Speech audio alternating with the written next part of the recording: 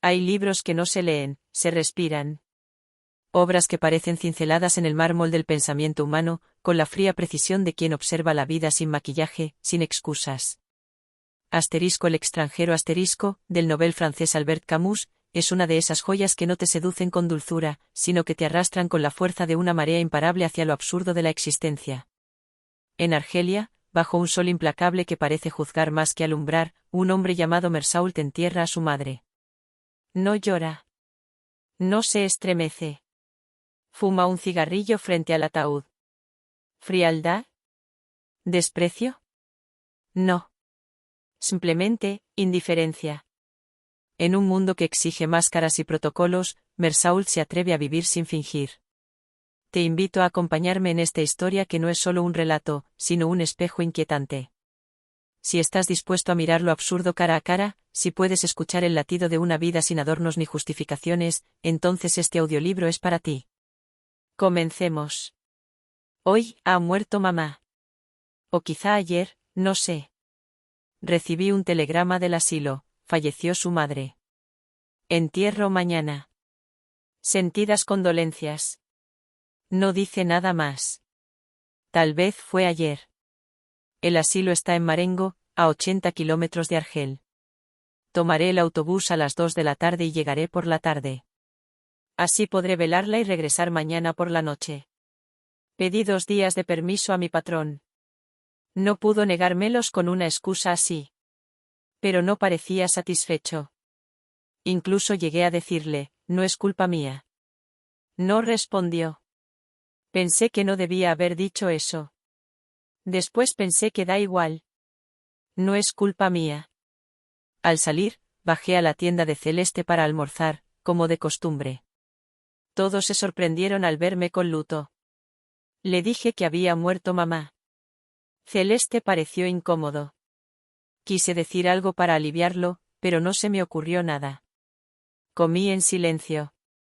Después, fui a casa, dormí un poco, porque había pasado la mañana entera con papeles. Tomé el autobús a las 2. Hacía mucho calor. Almorzar me había dado sueño. Dormité casi todo el camino. Y cuando desperté, me sentí con una especie de vacuidad entre el pecho y el estómago. Llegué a Marengo hacia las 2. El conserje me llevó directamente a la sala donde el cuerpo de mamá estaba tendido. Me dijo, la hemos dejado en la morgue, para que no pase calor. Pero como usted ha venido, la llevaremos al depósito.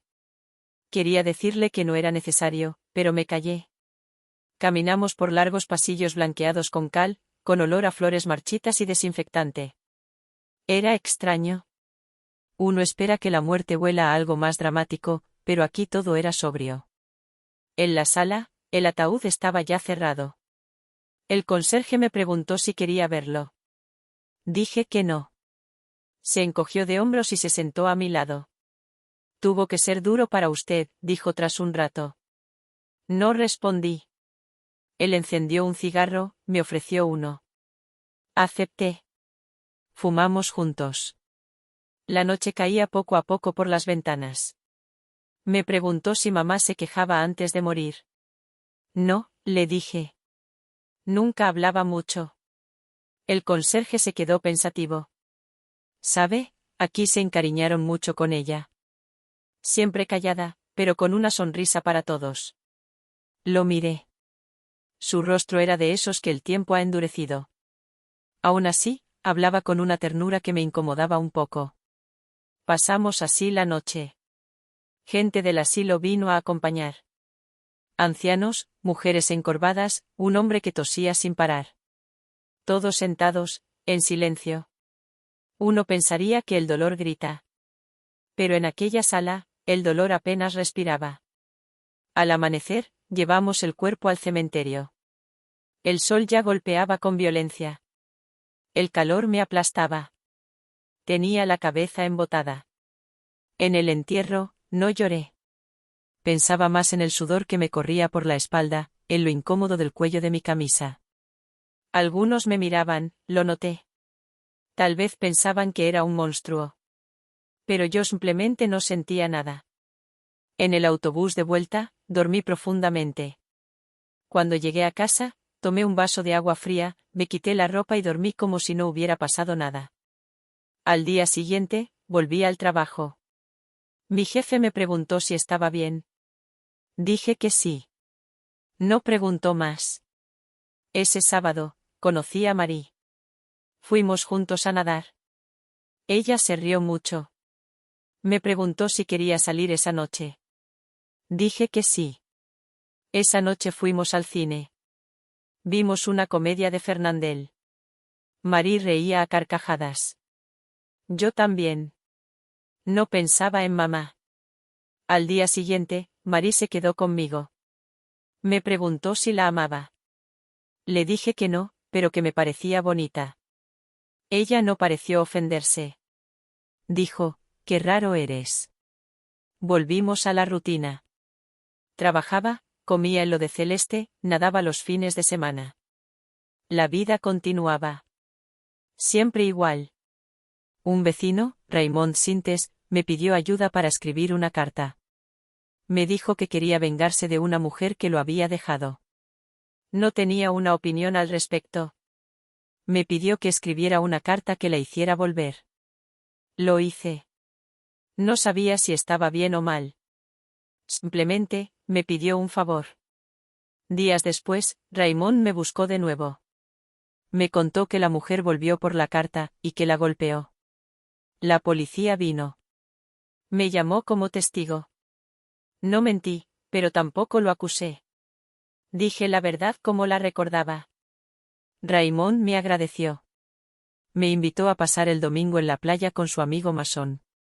Fui. Marie también vino. Ese domingo fue decisivo. El sol caía como fuego. El cielo vibraba. El mar parecía de acero líquido. Caminamos por la arena ardiente. Reímos, comimos pescado fresco. Pero luego, algo cambió. Nos cruzamos con unos árabes. Uno de ellos era hermano de la mujer de Raymond. Nos siguieron. Hubo una pelea. Raymond fue herido con una navaja. Volvimos a la cabaña. El calor era insoportable. El sol, una cuchilla. Y fue entonces cuando volví a caminar por la playa. Tenía el revólver de Raymond en el bolsillo. No pensaba en nada, solo caminaba. El sol me cegaba. El mar me deslumbraba. Y entonces lo vi. El árabe, solo, tendido a la sombra de una roca. Cuando me oyó acercarme, sacó su cuchillo. El reflejo del sol en la hoja me golpeó los ojos. El sudor me corría por las cejas. El calor, el sol, la luz. Todo explotó. Disparé. Una vez. Y luego, 4 más. El cuerpo se sacudió con cada disparo. Todo quedó en silencio. Silencio. Pero algo dentro de mí se rompió, o tal vez se reveló. Continúa. Y en ese silencio espeso, roto solo por el murmullo monótono de las olas, permanecí de pie, con el arma aún en la mano, sintiendo como el sudor se mezclaba con el polvo de la arena y el calor insoportable se convertía en una presión dentro del cráneo. El cuerpo del árabe, tendido boca arriba, no se movía más. Las gotas de sangre se fundían con la tierra húmeda y el sol seguía clavándose en mi piel como agujas incandescentes. No pensé en huir. No pensé en nada. El acto ya estaba hecho, y su peso no me parecía mayor que el del sol que me abrasaba. Regresé lentamente a la cabaña. Raymond y Mason estaban adentro, cuidando de las heridas del primero. No les dije nada. Me senté junto a Marie, que me preguntó si me encontraba bien. Dije que sí, que solo estaba cansado. No sabía cómo empezar a explicar lo que había sucedido, y en el fondo, tampoco sentía la urgencia de hacerlo. Las palabras me parecían inútiles. ¿Qué se puede decir después de haber matado a un hombre? ¿Qué importancia tienen las explicaciones cuando el acto ya se ha consumado? Esa noche dormimos allí. No hubo palabras entre nosotros. Marie se recostó a mi lado y me acarició el brazo con delicadeza. Su cercanía era agradable, pero distante. Pensé vagamente en lo que había hecho, pero la idea no me causaba remordimiento, ni temor, ni siquiera sorpresa. Solo una especie de cansancio profundo, como si aquel acto hubiese sido parte de una secuencia inevitable de hechos. Al día siguiente, la policía me detuvo. Me preguntaron qué había sucedido. Conté la historia tal como la recordaba. No omití nada, pero tampoco me esforcé en justificarme. El inspector me observaba con una mezcla de desconcierto y frialdad. Me preguntó por qué había disparado más de una vez. Respondí que fue por el sol. Lo dijo en voz alta, casi repitiendo mis palabras, con una expresión que rozaba la incredulidad. ¿Por el sol? Asentí. Era la verdad, o al menos, lo más cercano que podía ofrecerle a una explicación. Me dejaron en una celda. Era pequeña y blanca. El colchón olía a humedad. Por primera vez, experimenté una sensación de encierro real. No por las rejas, sino por la consciencia de que ya no podía decidir cuándo ver el mar, ni cuándo fumar un cigarro, ni si quería caminar bajo el sol o no. Todo eso me fue arrebatado de golpe, como una sombra que se desliza sin aviso y lo cubre todo. Los días se hicieron monótonos. Me trajeron un abogado. Me habló con entusiasmo de estrategias, de posibles atenuantes, de cómo presentarme ante el tribunal. Me preguntó si me arrepentía. Le dije que no. Me miró fijamente. ¿No se arrepiente de haber matado a un hombre? Le respondí que más que arrepentimiento, sentía molestia por estar allí, como si la detención me hubiese cortado el hilo natural de mi vida. El abogado frunció el ceño. Dijo que esas cosas no debían decirse en voz alta, que los jueces eran sensibles a ese tipo de declaraciones. Me habló de humanidad, de moral, de deberes. Lo escuchaba como quien oye una lengua extranjera. ¿De qué servía fingir sentimientos que no tenía? ¿Para qué construir una fachada si al final la verdad siempre se abre paso? Pensé en mamá. En su rostro al final. En cómo parecía más cansada que triste. Tal vez ella también lo había comprendido todo. Que la vida, al fin y al cabo, es solo una sucesión de días sin sentido, donde la única certeza es la muerte. La espera del juicio fue larga. Marie vino a visitarme una vez. Se esforzaba por sonreír, pero sus ojos estaban apagados. Me dijo que me amaba, que esperaba que saliera pronto. Le tomé la mano a través de los barrotes. Le respondí que no la amaba, pero que su presencia me hacía bien. Volvió a decir que era raro. No como los demás. No supe si lo decía como un reproche o como una declaración de afecto. Cuando se fue, sentí una leve punzada de vacío. No tristeza, solo la conciencia de que, en ese lugar, las visitas eran como ventanas abiertas por breves segundos en una habitación sin aire. El juicio comenzó semanas después. Me llevaron esposado a la sala. Había público, periodistas, una mezcla de caras ansiosas por ver cómo se juzgaba a un hombre sin alma, al menos así me presentaban algunos periódicos. El abogado me susurró que no debía hablar demasiado, que lo dejara todo en sus manos. Asentí. No tenía intención de hablar más de lo necesario. El fiscal se alzó como un actor frente a su auditorio. Me describió como un monstruo, alguien que no había llorado en el entierro de su madre, que había ido al cine con una mujer al día siguiente, que había matado por placer o, peor aún, por indiferencia. Cada palabra suya caía como un golpe sobre mi figura. El público murmuraba. Algunos me observaban con desprecio, otros con curiosidad morbosa. Yo solo miraba al frente, al vacío, sin sentir nada. Pensaba en el sol, en el mar, en el cigarro que fumé junto al ataúd. Mi abogado intentó defenderme con pasión. Habló de un joven extraviado, de un accidente trágico, de cómo las circunstancias, la luz cegadora, el calor insoportable, habían alterado mis sentidos. Decía que yo no era un criminal, sino un ser humano confundido. Lo escuchaba sin reconocerme en su retrato. No me veía como víctima de las circunstancias. Lo que pasó, pasó. Sin más. Durante el juicio, llamaron a testigos. Marie declaró. El fiscal la atacó con una agresividad velada. Quería demostrar que yo era un ser inmoral, incapaz de amar, de llorar, de sentir. Cada testimonio era usado en mi contra. El hecho de que no hubiera llorado en el entierro de mamá parecía pesar más que el propio crimen. como si la justicia buscara condenar no el acto, sino la falta de remordimiento, de adecuación a lo que esperaban de mí.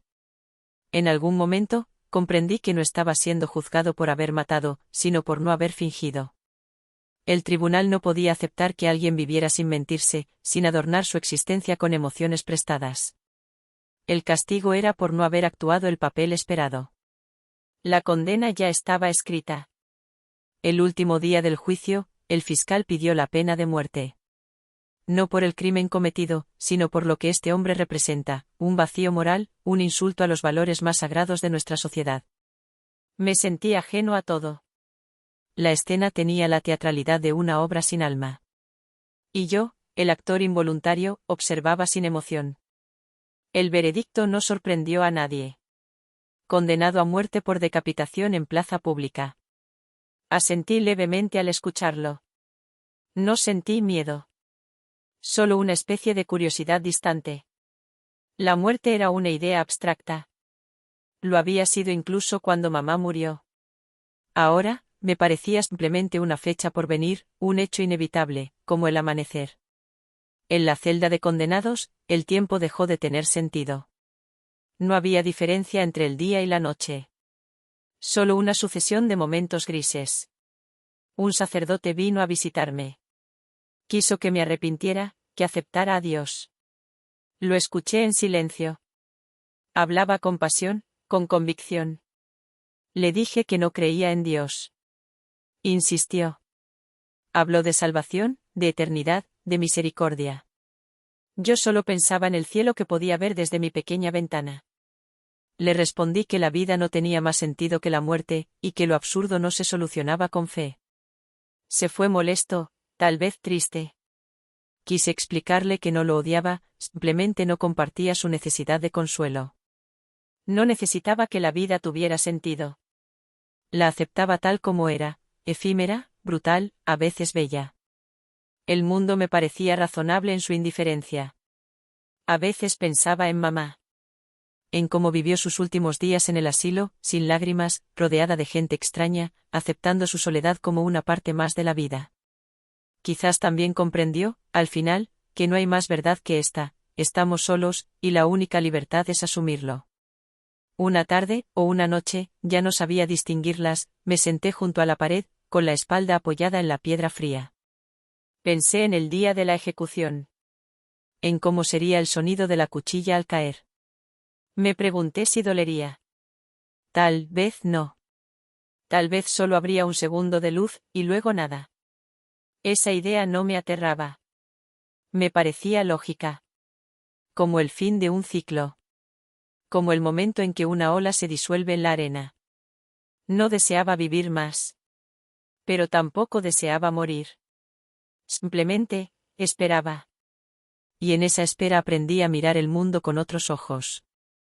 A apreciar los pequeños sonidos, la textura de la piedra, el movimiento lento de una mosca en la celda. Cosas mínimas que antes no notaba. Tal vez la vida se revela más en el encierro que en la libertad. Porque sin estímulos, uno se enfrenta a lo esencial. Una mañana, el carcelero me dijo que pronto vendrían a buscarme. Me miró con una mezcla de lástima y respeto. Asentí. Pedí un cigarro. Lo encendí lentamente, como si cada bocanada pudiera dilatar un poco más ese instante final. No sentía odio, ni amor, ni miedo. Solo una claridad absoluta. Una aceptación serena. Como si al final, todo cobrara sentido precisamente por no tener ninguno. Oí pasos. El pasillo resonaba con ecos de pasos firmes, seguros. Supe que venían por mí. Pero antes de levantarme, cerré los ojos por un momento y dejé que un rayo de sol, filtrado por la celda, rozara mi rostro. Y por primera vez en mucho tiempo, deseé que hubiera mucha gente el día de mi ejecución, y que me recibieran con gritos de odio. Porque eso significaría que todo había sido real. Y porque, al final, nada importa tanto como el hecho de haber existido. Porque, al final, nada importa tanto como el hecho de haber existido. Me levanté sin prisas, con una calma que sorprendió incluso a los que vinieron a buscarme. El guarda evitaba mirarme directamente a los ojos. Uno de los hombres que me escoltaban llevaba un sombrero gris, el otro sostenía un cuaderno de notas. Me pregunté si eran necesarios tantos detalles, si de verdad hacía falta escribir algo más sobre mí, como si mi vida pudiera resumirse en unas líneas oficiales, frías, administrativas. El sombrero gris tosió y asintió con la cabeza. El carcelero abrió la puerta. Me indicaron que avanzara. El pasillo era largo y estrecho, impregnado de un olor a humedad y aceite de lámpara. El silencio que lo envolvía estaba roto solo por el eco de nuestros pasos. Pensé en cómo todo se había reducido a eso, caminar unos metros en dirección a la nada. Una línea recta entre el nacimiento y la desaparición. Mientras avanzábamos, recordé escenas dispersas, sin orden ni jerarquía, un día de viento en la playa con Marie, la sombra temblorosa de mamá en el asilo, el rostro quemado por el sol del árabe antes de apretar el gatillo. No sentía nostalgia, ni dolor, solo una extraña lucidez, como si el mundo se hubiera vuelto nítido por última vez. El cielo sobre el patio de la prisión era claro, inmenso, con un azul profundo que parecía ajeno a todo lo que estaba por suceder. Sentí su belleza como una última caricia. El aire estaba tibio. Podía oír el zumbido de un insecto en alguna parte. Era todo tan simple, tan inevitable. Me hicieron detenerme. Un hombre de semblante serio me leyó algo que no escuché con atención. Las palabras me pasaban por encima como una brisa sin sentido. Asentí sin comprender, porque ya no había nada que comprender. El sacerdote apareció una vez más, como si esperara que, en el último segundo, las tinieblas del miedo me hicieran buscar consuelo en su Dios. Le dije que no.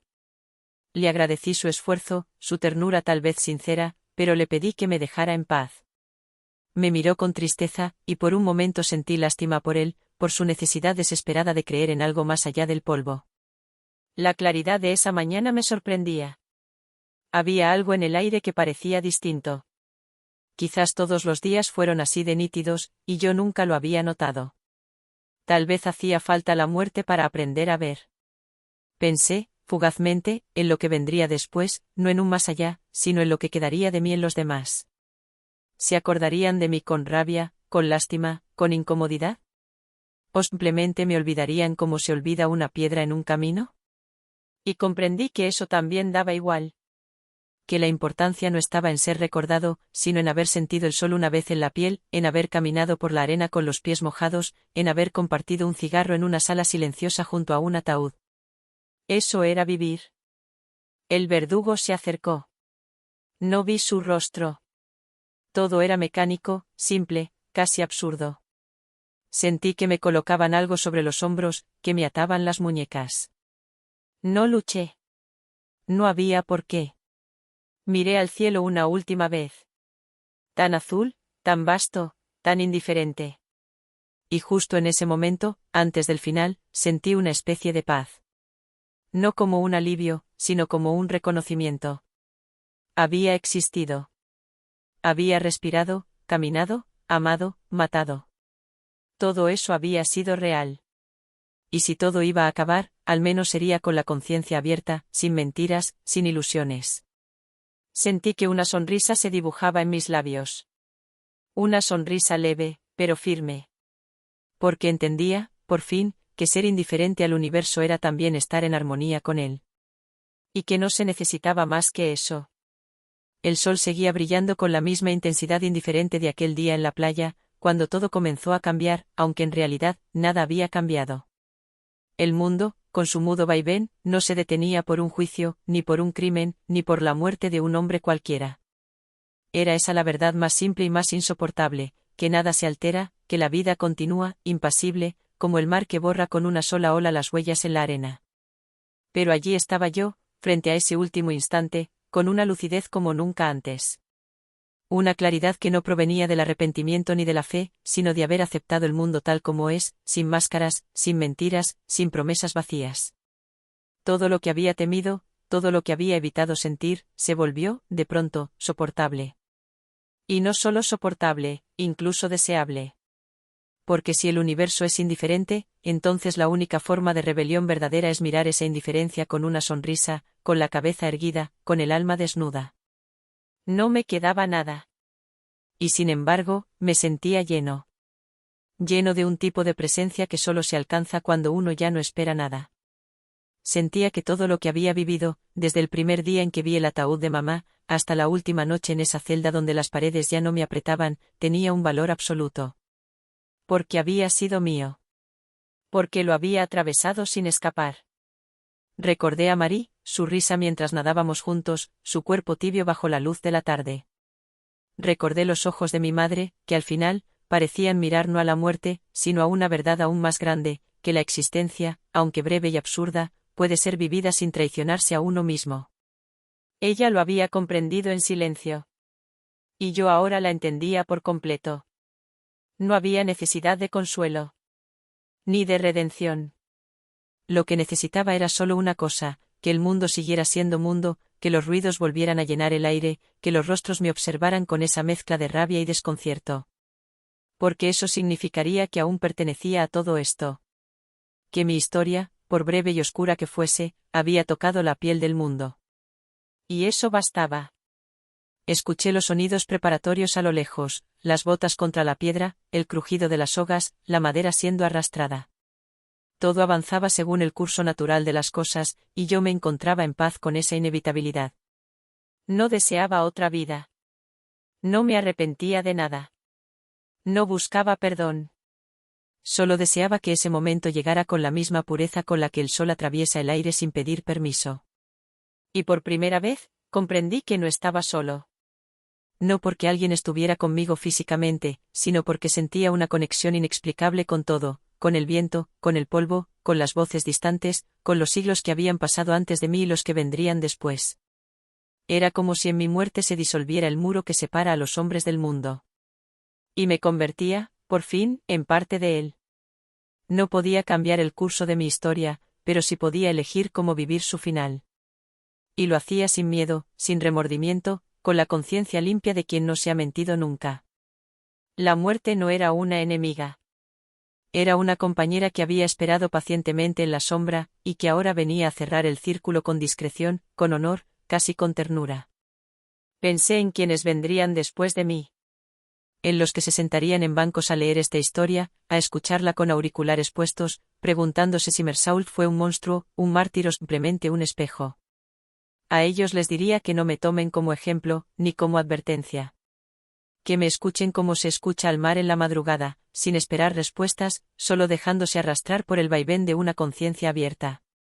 Y si algo de mi voz, de mis actos, de mi absurdo, queda en ellos, que sea la certeza de que se puede vivir sin adornos, sin máscaras, sin miedo a lo que los otros esperan. Que se puede vivir sin sentido, y aún así, con plenitud. El verdugo avanzó. Y lo que para él era rutina, para mí era una forma de libertad. Porque al mirar la muerte sin bajar la vista, le arrancaba todo su poder. Le quitaba el disfraz de tragedia. Y la transformaba en una afirmación rotunda de vida. Acepté cada paso. No como quien se rinde, sino como quien abraza su destino. Porque si de algo estaba seguro, era de que este final, tan esperado, tan temido por tantos, era mío. Y lo abrazaba con los ojos abiertos. El sol me golpeaba una vez más, fuerte, directo, sincero. Y en ese instante final, entendí que todo, absolutamente todo, había valido la pena.